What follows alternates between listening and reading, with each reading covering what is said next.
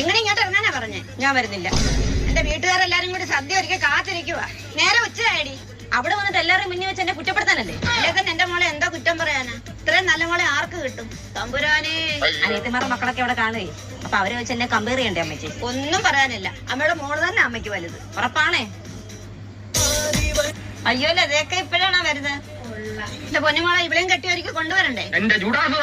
ഇവിടെയും കൊണ്ട് ഓരോടുത്ത സമയത്തിന് പോകാൻ പറ്റിയിട്ടില്ല. ലതയൊക്കെ കുറിച്ച് ഞങ്ങളിപ്പോ പറഞ്ഞതേ ഉള്ളു. എന്താ വഴി നല്ലതുപോലെ വേണോ പറഞ്ഞു? അതെന്ത് ചോദ്യമല്ല ലതയൊക്കെ കുറിച്ച് എന്ത് കുറ്റം പറയാനാ ഞങ്ങള്? മോളിവിടെ ഉണ്ടായിരുന്നോ? എന്റെ മോളെ കണ്ടു പഠിക്കണം. വേണ്ട നിൽക്കുന്ന ഇറങ്ങണം. തിന്നുന്ന പാത്രം കഴുകത്തില്ല. കുളത്തിലോട്ടങ്ങ് ചാടി ചത്താലോ ദൈവമേ. മൊത്തം വയല വേണ്ട. ഒരു മാസമായി തുണി കൂട്ടി അവിടെ ഇട്ടേക്കുന്നു. ഒരു വക ചെയ്യത്തില്ല.